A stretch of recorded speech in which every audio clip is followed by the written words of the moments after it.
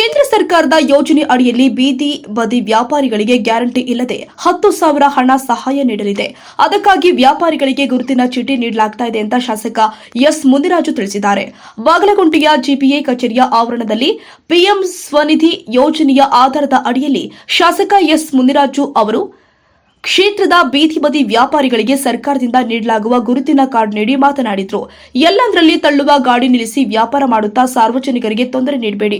Traffic ಸಮಸ್ಯೆ, ಅಪಘಾತವಾಗುವ ಸ್ಥಳದಲ್ಲಿ ವ್ಯಾಪಾರ ಮಾಡದೆ ವ್ಯವಸ್ಥಿತ ಸ್ಥಳದಲ್ಲಿ ವ್ಯಾಪಾರ ಮಾಡಿ ತಮ್ಮ ಬದುಕನ್ನು ರೂಪಿಸಿಕೊಳ್ಳಿ ಅಂತ ಸಲಹೆ ಕೊಟ್ಟಿದ್ದಾರೆ.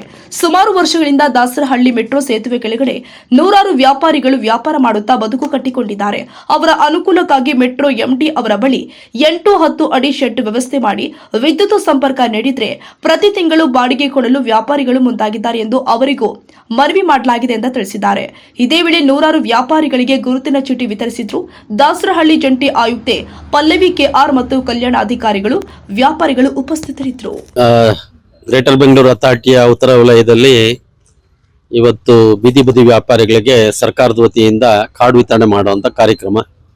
ಈ ಭಾಗದ ಜಾಯಿಂಟ್ ಕಮಿಷನರ್ ಅಂತ ಶ್ರೀಮತಿ ಪಲ್ಲವಿ ಮೇಡಮ್ ಅವರು ನಮ್ಮ ದಾಸರಳ್ಳಿಯ ಹೈವೇನಲ್ಲಿ ಆ ಮೆಟ್ರೋ ಲೈನ್ ಕೆಳಗಡೆ ಬಹಳ ವರ್ಷಗಳಿಂದ ವ್ಯಾಪಾರ ಮಾಡ್ತಾರೆ. ಅವ್ರಿಗೆ ನಮ್ಮಲ್ಲೆಲ್ಲೂ ಸರ್ಕಾರಿ ಜಾಗ ಇಲ್ಲ, ಅವ್ರಿಗೊಂದು ವಸತಿ ಮಾಡಿಕೊಡೋಣ ಅಂದರೆ ಎಲ್ಲಾದರೂ ಒಂದು ತರಕಾರಿ ಮಾರ್ಕೆಟೇ ಕ್ರಿಯೇಟ್ ಮಾಡೋಣ, ಹಣ್ಣು ಹೂವು ತರಕಾರಿ ಇಂಥದಕ್ಕೆ ಅಂತ ಹೇಳಿದ್ರೆ ಭಾಳಷ್ಟು ಪ್ರಯತ್ನ ಪಟ್ವಿ, ಎಲ್ಲೂ ಜಾಗ ಇಲ್ಲ. ಈಗ ಮೆಟ್ರೋ MD ಅವ್ರ ಹತ್ರ ನಾನು ರಿಕ್ವೆಸ್ಟ್ ಮಾಡಿದ್ದೀನಿ, ನೀವೇ ಅವ್ರಿಗೆ 8x10 ಒಂದೊಂದು ಶೆಡ್ ಹಾಕ್ಕೊಟ್ಬಿಡಿ. ಕರೆಂಟು ಮತ್ತು ಶೆಡ್ ಕೊಟ್ಟರೆ ಅದಕ್ಕೊಂದು ಬಾಡಿಗೆ ನಿಗದಿ ಮಾಡಿ ಅದಕ್ಕೆ ನಾವು ಬಾಡಿಗೆ ಕಟ್ಟಕ್ಕೆ ತಯಾರಿದ್ದಾರೆ. ಅವರು ವ್ಯಾಪಾರ ಮಾಡಿಕೊಂಡು ಅದರೊಳಗಡೆ ಹೋಗ್ತಾರೆ ಅಂತೇಳಿ ರಿಕ್ವೆಸ್ಟ್ ಮಾಡಿದ್ದೀವಿ. ಮೆಟ್ರೋ ಲೈನ್ ಕೆಳಗಡೆ ಕೊಡಕ್ಕೆ ಬರಲ್ಲ ಅಂತ ಅವ್ರ ವಾದ. ಆದರೆ ಇವತ್ತು ಇವರು ಸುಮಾರು 30-40 ವರ್ಷಗಳಿಂದ ಅದೇ ಜಾಗದಲ್ಲಿ ವ್ಯಾಪಾರ ಮಾಡಿಕೊಂಡು ಬದುಕು ಕಟ್ಕೊಂಡಿದ್ದಾರೆ. ಅವ್ರು ಪರಿಶೀಲನೆ ಮಾಡ್ತೀನಿ ಅಂತ ಮೆಟ್ರೋ MD ಅವರು ಹೇಳಿದ್ದಾರೆ. ಏನಾದರೂ ಆದರೆ ನಮಗೆ ಸಾಕು, ಒಂದೊಂದು ಅಂಗಡಿಗೆ ನೀಟಾಗಿ ಇಟ್ಕೊಂಡ್ರೆ ಅದರಲ್ಲೇ ಒಂದು 10x10 10x8 ಕೊಡಿ ಅಂತ ರಿಕ್ವೆಸ್ಟ್ ಮಾಡಿದ್ದೀವಿ. ಆದರೆ ಅದಕ್ಕೆ ಮೊದಲು ರಾಜ್ಯ ಸರ್ಕಾರ ಮತ್ತು ಕೇಂದ್ರ ಸರ್ಕಾರ ಸೂಚನೆ ಕೊಟ್ಟಿದೆ, ಬೀದಿ ಬದಿ ವ್ಯಾಪಾರಿಗಳಿಗೆ ಒಂದು ಗುರುತು ಚೀಟಿ ಕೊಟ್ಟಿರಿ, ಆ ಗುರುತು ಚೀಟಿ ಒಂದು ಇರಲಿ ಅಂತೇಳಿ ಆದೇಶ ಇರೋದ್ರಿಂದ ಇವತ್ತು ಒಂದಷ್ಟು ಜನಕ್ಕೆ ಗುರುತು ಚೀಟಿ ವಿತರಣೆ ಮಾಡಿದ್ವಿ. ಇನ್ನೂ ಒಂದಷ್ಟು ಜನ ಇದೆ, 2 ಅಡಿ 3 ಅಡಿ ಫುಟ್ಪಾತ್ನಲ್ಲಿ ಇರೋರಿಗೆ ಸ್ವಲ್ಪ ಎಲ್ಲಾದರೂ ಒಂದು ಬೇರೆ ಕಡೆ ಸ್ಥಳಾವಕಾಶ ಮಾಡಿಕೊಟ್ಟು ಅವ್ರಿಗೂ ಕೊಡುವಂಥ ಕೆಲಸ ಮಾಡ್ತೀವಿ. ಉತ್ತರ ಪಾಲಿಕೆಯಲ್ಲಿ ದಾಸರಳ್ಳಿಯಲ್ಲಿ ಇವತ್ತು ಮೊದಲನೇ ಬಾರಿ ನಾವು ಇದನ್ನು ಕೊಡ್ತಾ ಇದ್ದೀವಿ. ಇದನ್ನು ಉಪಯೋಗಿಸ್ಕೊಳ್ಳಿ. ಸಾರ್ವಜನಿಕರಿಗೆ ತೊಂದರೆ ಆಗದವ್ರ ರೀತಿ ನೀವು ವ್ಯಾಪಾರ ಮಾಡಬೇಕು. ಬೇರೆಯವ್ರಿಗೆ ತೊಂದರೆ ಕೊಟ್ಕೊಂಡು ನೀವು ಅಲ್ಲಿ ವ್ಯಾಪಾರ ಮಾಡೋಕೆ ಹೋದ್ರೆ ಜನ ನಿರ್ದಾಕ್ಷಿಣ್ಯವಾಗಿ ದಿನ ಬೆಳಗ್ಗೆ ಪೇಪರ್ ನೋಡ್ತಾ ಇದ್ದೀರಾ, ತೆರವುಗೊಳಿಸ್ತಾರೆ. ಅವತ್ತು ನಿಮ್ಮ ಬದುಕು ಕಷ್ಟ ಆಗ್ತದೆ.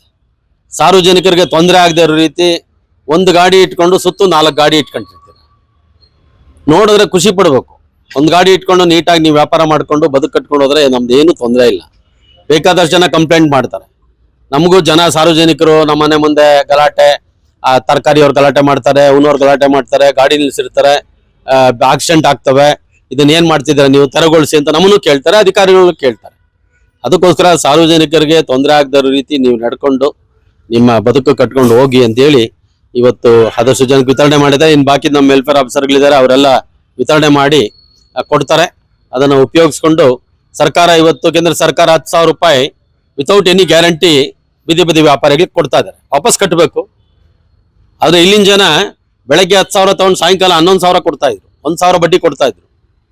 ತರಕಾರಿ ತಂದು ಹಾಕೊಂಡು, ಹೂವು ತಂದು ಹಾಕೊಂಡು, ಹಣ್ಣು ತಂದು ಹಾಕೊಂಡು ಮಾರ್ಬಿಟ್ಟು 500 ರೂಪಾಯಿ 300 ರೂಪಾಯಿ 1,000 ರೂಪಾಯಿ ಈ ರೀತಿ ಕೊಡಬೇಕಾಗಿತ್ತು. ಅದಕ್ಕೋಸ್ಕರ ಕೇಂದ್ರ ಸರ್ಕಾರ 10,000 ರೂಪಾಯಿ ಎಲ್ಲ ಬ್ಯಾಂಕ್ಗಳಿಗೂ ಏನೂ ಶ್ಯೂರಿಟಿ ಇಲ್ಲದೆ ಬೀದಿ ಬದಿ ವ್ಯಾಪಾರಿಗಳ ಕಾರ್ಡ್ ಇದ್ರೆ ಸಾಕು 10,000 ರೂಪಾಯಿ ಸರ್ಕಾರ ಕೊಡುವಂತ ವ್ಯವಸ್ಥೆ ಮಾಡಿದೆ. ಅದ್ರ ಉಪಯೋಗ ಪಡ್ಕೊಳ್ಳಿ. ಸಾರ್ವಜನಿಕರಿಗೆ ತೊಂದರೆ ಆಗದ ರೀತಿ ನಡ್ಕೊಳ್ಳಿ ಅಂತ ನನ್ನ ವಿನಂತಿ. ಧನ್ಯವಾದಗಳು.